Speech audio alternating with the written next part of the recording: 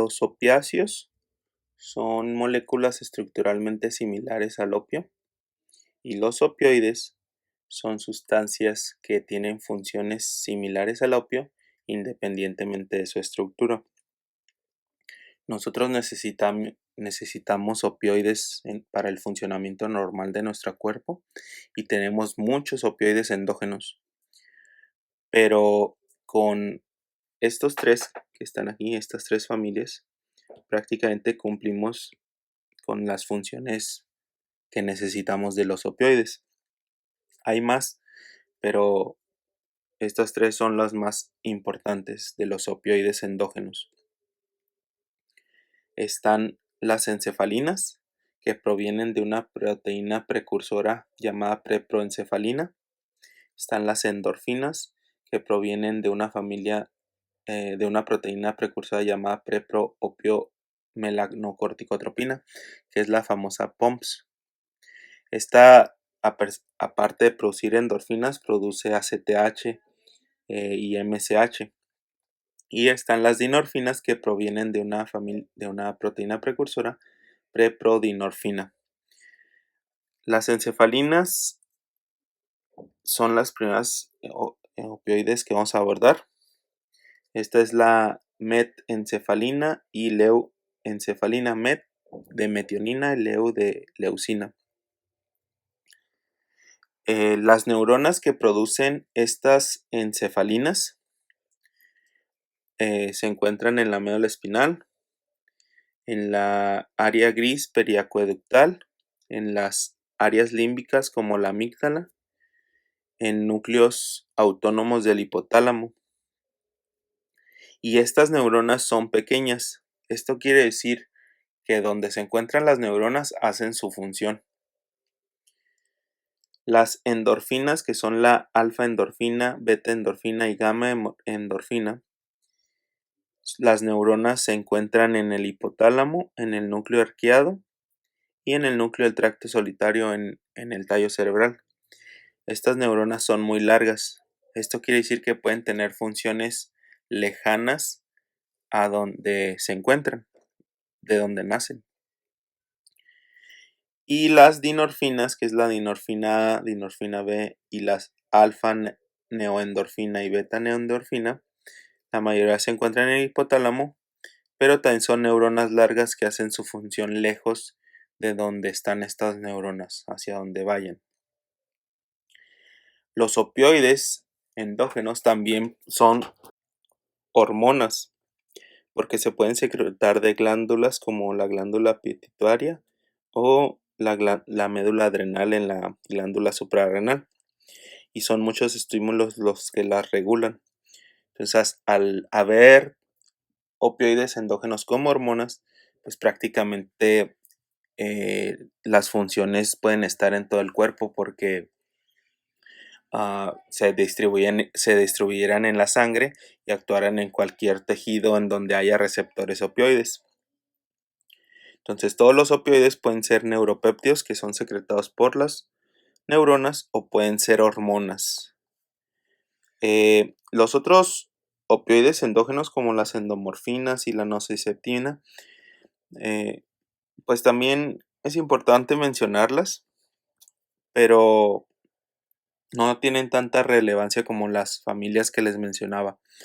Las endomorfinas se unen a receptores mu y la nociceptina a un receptor NOPT, que es un receptor similar a kappa. Las dinorfinas se unen a receptores kappa, las endorfinas a receptores mu y las encefalinas a receptores delta, preferentemente. Los receptores, como ven, pues son esos tres principalmente: delta, mu y kappa. Hay otros receptores, pero como epsilon o teta, pero sus funciones no se han determinado aún, no se han especificado aún. Entonces vamos a ver los receptores. Todos están acoplados a proteína GI. Esto quiere decir que sus funciones van a ser más bien inhibidoras y están distribuidas en un montón de lugares del cuerpo. En esta columna se pueden apreciar los lugares y la función que ejercen en ese lugar sería en esta columna. Entonces, por ejemplo, si los receptores Mu se encuentran en la médula supraespinal o núcleos espinales, pues van a producir analgesia. Si se encuentran en los centros respiratorios, van a generar depresión respiratoria y así sucesivamente para todas las funciones. Noten que algunas funciones se comparten, por ejemplo, en la analgesia, los tres receptores lo pueden hacer. La miosis, por ejemplo, solo Mu y kappa, pero la depresión respiratoria, perdón, y la dependencia física prácticamente dependen de Mu y no de kappa ni delta. Y esto da pie a poder hacer fármacos que solo actúen, por ejemplo, en kappa o delta para generar analgesia sin tener la dependencia o la depresión respiratoria como probables efectos adversos. En sí, en general, todas las funciones serían estas, independientemente del receptor, porque algunos, como les digo, se combinan. Si alguien consume opioides o incluso los opioides endógenos, pueden producir analgesia, pueden generar sedación, somnolencia, depresión respiratoria, constipación, efectos en el músculo liso, en el tracto biliar, en la vejiga y en el urétero aumentarían el tono del músculo liso. En el útero y en los vasos disminuyeran su tono, o sea, producieran relajación. A nivel del sistema nervioso central producieran euforia o disforia. Pueden suprimir la tos, pueden producir náusea y vómito, pueden generar miosis, aumentar la presión intracraneal, producir bradicardia, producir prurito y aumentar la secreción de prolactina, hormona de crecimiento y ACTH, y disminuir la secreción de vasopresina y LH. En esta tabla, que son efectos de opioides, los que están en amarillo se refiere a la triada de una sobredosis, que sería miosis, depresión respiratoria y sedación o coma. Todos los demás pueden estar, solo que esos siempre están. Y estos que están marcados con anaranjado se observan en alguien que está usando opioides, pero ya tiene tolerancia. Es decir, si alguien usa opioides, podría ya no tener analgesia o podría ya no tener depresión respiratoria o náuseas o vómito, pero siempre va a haber miosis, bradicardia y constipación, ya que estos efectos no generan tolerancia. Más adelante les explicaré de qué se trata eso. Pero en pocas palabras, si una persona que nunca ha consumido opioides podría tener todos estos. Pero si ya usa opioides, tendría que tener mucha más dosis para obtener la analgesia o cualquier otro síntoma o signo que no sean estos tres: bradicardia, miosis y constipación. Eso es con cualquier dosis. En cualquier persona que ya haya consumido o no haya consumido, siempre van a estar. Bueno, la acción general de los efectos en general de los opioides se obtienen de la siguiente manera. Cuando un opioide es liberado por una neurona, puede ser como neurona única, o sea que sea neurona opioide, o puede ser una neurona de cualquier otro neurotransmisor que también secreta opioides. Entonces, cuando una neurona secreta opioides o los opioides los obtenemos de la sangre, estos se van a unir a sus receptores y van a inhibir a donde se unan. Entonces, cuando se unen a la neurona, si esta neurona es inhibitoria, o sea que sea GABA. Entonces, si inhibes GABA, pues tendrías efectos positivos porque estás inhibiendo la inhibición. Y si inhibes a unas neuronas que sean de glutamato, que sean excitadoras, pues tendrías efectos negativos porque vas a inhibir la estimulación. Entonces, esto explica por qué podemos tener euforia cuando usamos opioides. Podemos inhibir neuronas inhibidoras que nos estaban inhibiendo, valga la redundancia, y tener mayor excitación cerebral. En sí, en general, así son todas las funciones de los opioides. Entonces, ¿qué opioides tenemos como fármacos? Pues tenemos los que usamos como analgésicos, que se dividen en agonistas, que son mu preferentemente, o mixtos. Los agonistas mu se clasifican por potencia y esta potencia está en relación a la morfina, donde morfina es nuestra unidad. Entonces, los agonistas fuertes serían aquellos que tienen mayor efecto que morfina. Por ejemplo, metadona es 10 veces más potente, el fentanilo 100 veces más potente, la hidromorfona es 10 veces más potente que la morfina y se consideran agonistas fuertes. En esta columna están viendo la vida media, que esta vida media y la potencia depende de la administración y de la presentación en la que venda el laboratorio el fármaco, pero son en general estos valores. Después tenemos los de potencia moderada, como la oxicodona, aunque este depende de la dosis. La hidrocodona, que es 2/3 el efecto de la morfina, o sea, es menor a la morfina. Y la codeína, que es una décima parte de la potencia de la morfina. Finalmente tenemos los agonistas débiles, como el tramadol, el tapentadol y el propoxifeno. Estos tienen potencias muy débiles. Vean, tramadol en 1/10, tapentadol 1/3 de la función de la morfina. Y de hecho estos, pues aunque son agonistas, pues actuarían, si los damos cuando ya alguien está usando alguno fuerte, pues actuarían como inhibidores de los opioides, ya que competirían con el receptor y el efecto no fuera tan fuerte como el de uno de esta clasificación. Así es que hay que tener cuidado cuando se mezclan porque podrían tener efectos no deseados. Luego están los mixtos. ¿A qué nos referimos con los mixtos? Estos son antagonistas del mu y agonistas kappa. Tienen menos problemas de depresión respiratoria, incluso menos problemas de tolerancia.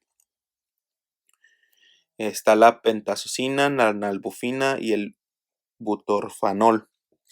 Las potencias son generalmente débiles. Tenemos la pentazocina, que es 2/5 de la morfina, nalbufina 1 y butorfanol 5 de potencia. Y luego tenemos este que es un agonista parcial de mu y antagonista de delta y kappa, que es la buprenorfina. La potencia es de 30 y todos los agonistas parciales tendrían menos dependencia, menos riesgo de dependencia.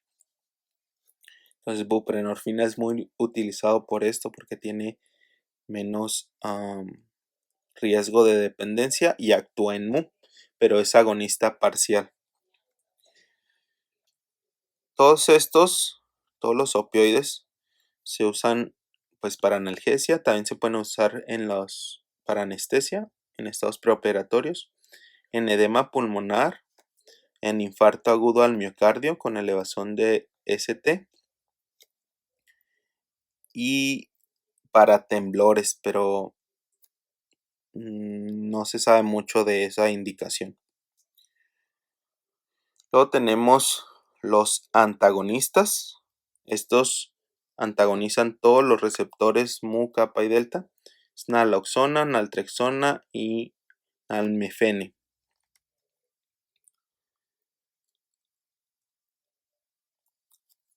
Y finalmente tenemos otros opioides que se usan para otra cosa, como los antitusivos que se usan para la tos. Y está el dextrometorfano y la codeína. Y como antidiarreicos, como el difenoxilato y la loperamida. Y esos son prácticamente todos los fármacos relacionados con los opioides que existen actualmente en el mercado. Si alguien consume mucha dosis y se encuentra en un estado de sobredosis, que digamos que eran estos, pues los podemos tratar con los antagonistas. Naloxona puede ser IV o naltrexona vía oral. Naltrexona también se utiliza para el tratamiento de abstinencia al alcohol. Bien, si notan esta imagen, es una imagen representativa de la cantidad en dosis, ¿ven?, que se requiere para que un opioide pueda ser letal. En el fentanil y el carfentanil, que pues su dosis es pues mínima para que te pueda causar depresión respiratoria y matarte. Y pues se debe a la potencia que mencionamos acá. Bien, el carfentanil es 10.000 veces más potente que la morfina. Por eso con esa dosis te puede matar.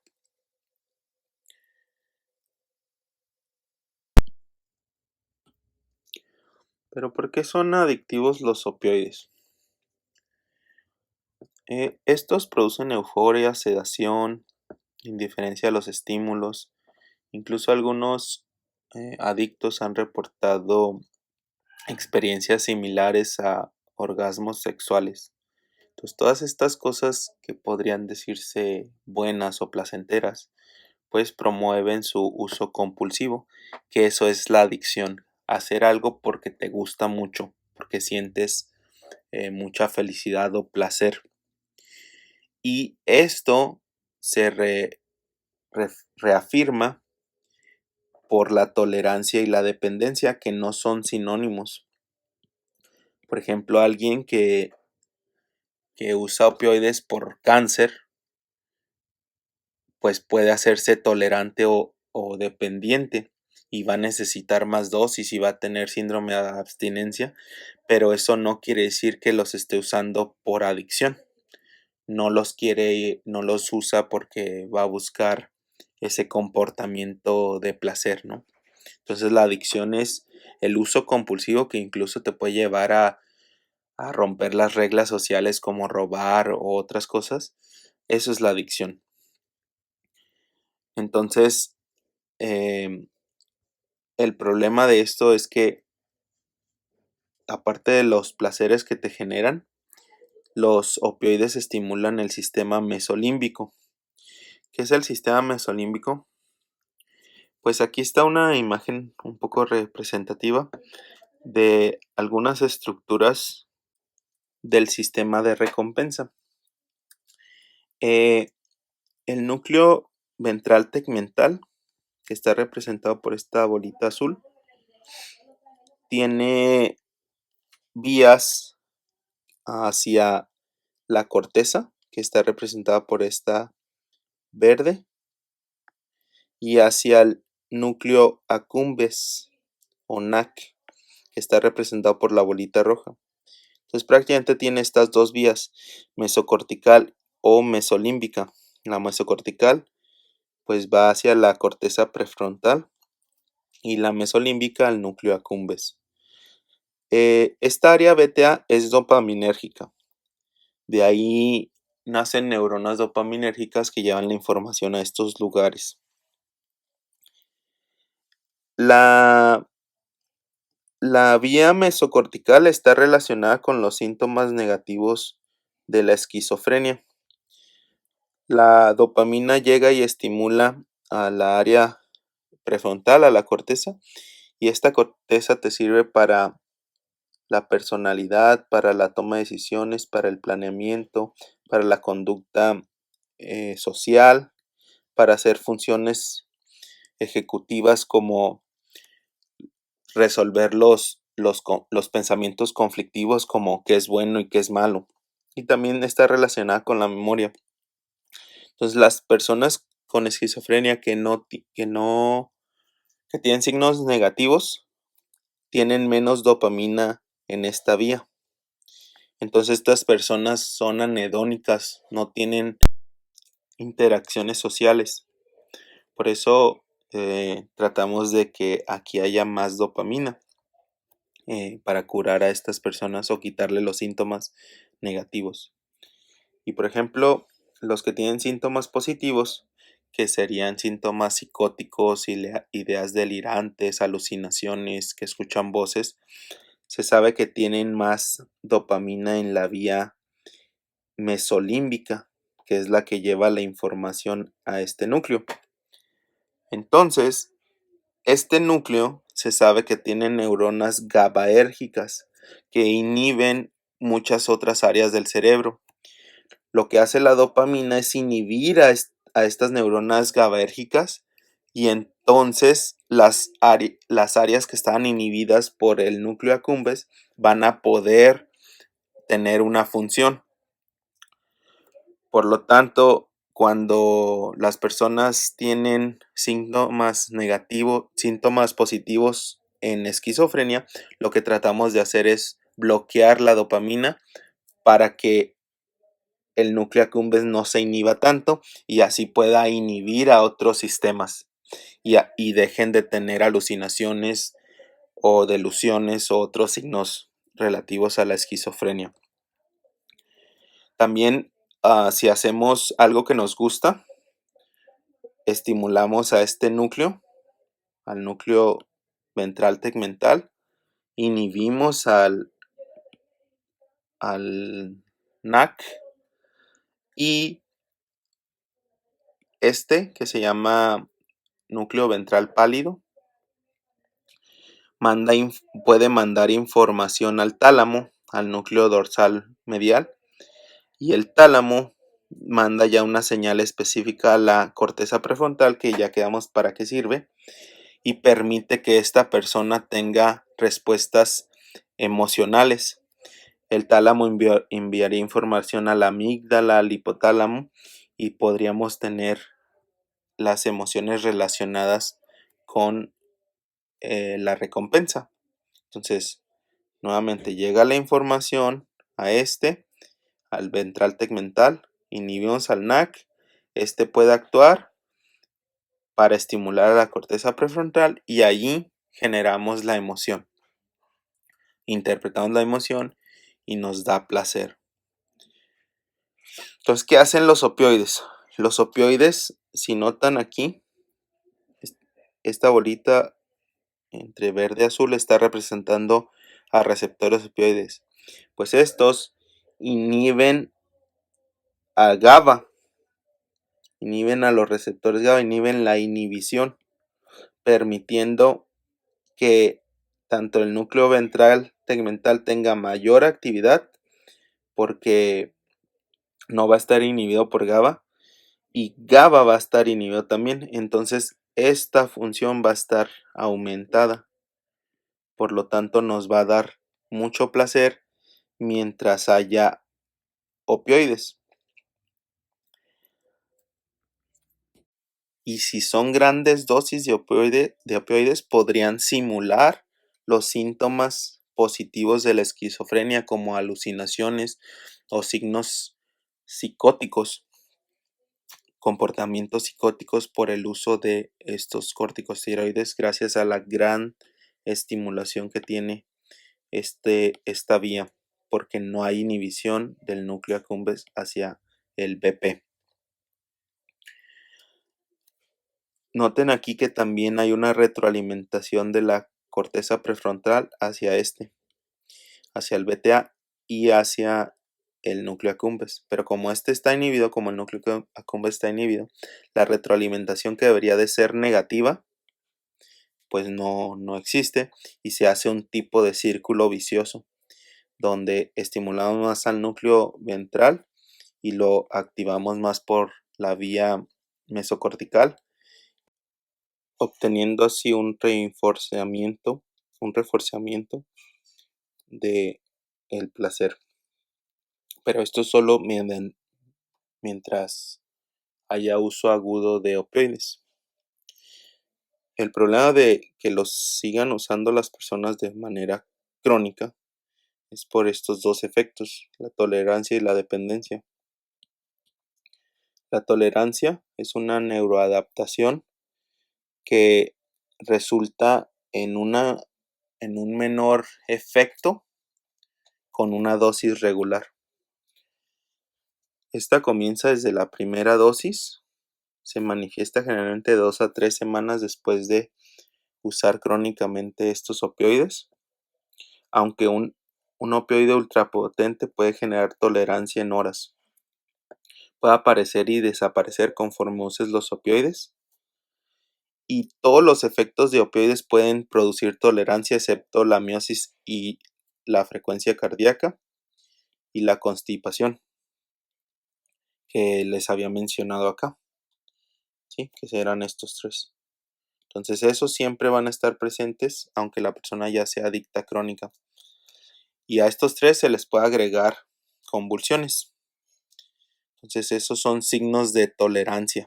Cuando alguien use opioides y solo tenga esos tres síntomas más opioides, es porque ya es tolerante a las opioides. Necesitaría mucha más dosis para generar los otros signos que generan normalmente los opioides. También se sabe que existe tolerancia cruzada entre opioides, pero no es completa. Esto quiere decir que si alguien con cáncer está recibiendo opioides para su analgesia y de repente ya necesita más dosis porque generó tolerancia, le puedes dar otro tipo de opioide, otra familia o simplemente otro opioide y este opioide no tendría la misma tolerancia. Es por eso que aquí algunas personas mueren que son adictas porque cambian de opioide y este opioide no va a tener tolerancia a la depresión respiratoria y una dosis que ya normalmente están usando para generar los efectos de placer, pues le va a causar parálisis respiratoria y muerte. Se puede evitar la tolerancia o disminuirla con fármacos como ketamina, dextrometorfano o amantadina, que son antagonistas NMDA, con magnesio o zinc intratecal, con proglumide, que es un fármaco nuevo que inhibe a la CCK, con bloqueadores de canales de calcio y con un fármaco ibudilast, que es un inhibidor de la fosfodiesterasa 4. Con estos fármacos se puede evitar la tolerancia. Entonces, en algunas personas que están recibiendo tratamiento crónico para dolor, les pueden dar combinación con estos fármacos y así evitan que las personas desarrollen tolerancia. La tolerancia puede desaparecer después después de quitar el medicamento, pero se ha visto que varía dependiendo los signos o síntomas o el fármaco utilizado. Por ejemplo, la tolerancia a la depresión respiratoria o a la sedación se puede quitar en días. Entonces, por ejemplo, si un adicto está usando opioides y dice, no, ya no quiero usar y usa fuerza de voluntad y deja de usarlos y regresa a los días, pues la dosis que no, estaba usando lo puede matar porque ya la depresión respiratoria ya no va a tener tolerancia. Los problemas de vómito o náuseas pueden durar mucho tiempo. Es decir, si alguien usó opioides durante 2-3 meses y los dejó de usar 4 o 5 meses y los va a volver a usar, la dosis mínima podría generarle náuseas y vómito desde el principio nuevamente. ¿Qué mecanismos de tolerancia se conocen? Pues se sabe que puede haber disminución de los receptores, que se llama down regulation. Entonces, estos receptores van a disminuir, los receptores opioides. Entonces, cuando uses opioides ya no va a haber receptores opioides y por eso se genera tolerancia. Otra es que no haya desensibilización, que tiene que ver con el primer efecto. La desensibilización es cuando internalizas el receptor opioide, y este se puede degradar o se puede reciclar, como se ve aquí. El receptor está sensibilizado porque recibió el opioide y tiene un efecto. Entonces lo internalizas y ese proceso sirve para desensibilizar. Y este receptor puede regresar nuevamente para volver a usarse o puede ser degradado. Entonces, esta desensibilización se creía que era el mecanismo principal de la tolerancia, porque lo metías y lo degradabas, pero resulta que regresa para estar disponible de nuevo. Entonces, ya no se considera como parte principal de la tolerancia, ¿sí? De hecho, la no desensibilización, o sea, que no suceda esto de la internalización del receptor, está asociada a la tolerancia, porque al no meterse el receptor, los opioides se quedan pegados al receptor y ya no se va a reciclar. Por eso esto se está asociado a la no desensibilización, está asociado a un aumento de la tolerancia. Y finalmente tenemos la regulación hacia arriba, que sería incrementar los receptores excitadores. Si una célula está recibiendo inhibición, inhibición, inhibición, pues internamente promueve la producción de receptores contrarios, es decir, excitadores, y a este proceso se le llama contraadaptación. Entonces pones el opioide y ya hay un montón de receptores positivos, pues vas a necesitar más dosis para hacer el efecto contrario. Y aquí se puede ver, estás usando crónicamente los opioides y la expresión genética promueve la producción de múltiples receptores contrarios, por lo que se considera contraadaptación. Que este mecanismo es el responsable de la dependencia. La dependencia se define como el desarrollo de síndrome de abstinencia cuando discontinúas una droga, en este caso los opioides, cuando reduces la dosis abruptamente o cuando usas un antagonista. Entonces, si haces cualquiera de estos tres y te da síndrome de abstinencia, tienes dependencia física a los opioides. La dependencia psicológica es que necesites los opioides por esto, ¿no? Por el placer. Pero la dependencia psicológica es cuando ya tienes el síndrome de abstinencia, que se caracteriza por todos estos síntomas, que si se dan cuenta son los contrarios a los opioides. Vas a tener dolor, vas a tener ansiedad y agitación en lugar de sedación, vas a sudar, vas a tener náusea y vómitos, rinorrea, lágrimas, temblor, mialgias, hostilidad, va a estar enojado, molesto, diarrea, dolores tipo cólico, etcétera. El tratamiento para evitar el síndrome de abstinencia es con opioides de vida muy larga. La metadona está siendo utilizada mucho para este propósito. Los resultados no son muy eficaces, pero sí pueden ayudar un poco. Por todo esto, los opioides son una de las drogas más adictivas y con menos frecuencia de remisión, porque es muy difícil que quitarles la dependencia.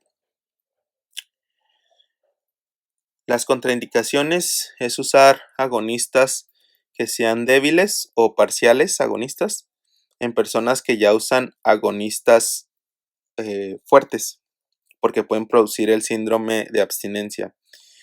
No se deben de usar en problemas pulmonares por obvias razones respiratorias, en personas que tengan problemas cerebrales como trauma, porque pueden aumentar la presión intracraniana, y en embarazo, ya que pueden generarle al bebé dependencia o sobredosis. Se debe tener cuidado en personas que tienen disfunción hepática renal para modificarles las dosis. En personas que tienen hipotiroidismo o insuficiencia suprarrenal, podrían tener respuestas exageradas a los opioides, por los que se deben de usar también dosis muy bajas o tener cuidado con eso. Y en problemas biliares o pancreáticos como pancreatitis o cólico biliar, coleocolitiasis, todos estos, no se deben de usar los opioides para analgesia porque acuérdense que aumentan el tono del esfínter de Oddi y el músculo y producen contracción del músculo de del colédoco, ¿sí? Y de la vesícula. Acuérdense que los opioides en sí reducen la motilidad intestinal porque inhiben todo el sistema entérico, disminuyen las secreciones y en este caso en las vías biliares, pues al dejar inmóvil estas vías, pues disminuyeran la secreción de bilis y de enzimas pancreáticas, generando más daño en estas personas. El único opioide que se puede usar para este propósito es la meperidine, que tiene un efecto antimuscarínico, por lo que no habría miosis ni efectos en el músculo liso y podrían quitarle el dolor a estos pacientes que tienen este tipo de problemas, que si recuerdan la pancreatitis y la coleocolitiasis son problemas que tienen mucho dolor. Bien, pues creo que eso es todo de los opioides. Dudas o preguntas, por favor, déjenlos en los comentarios.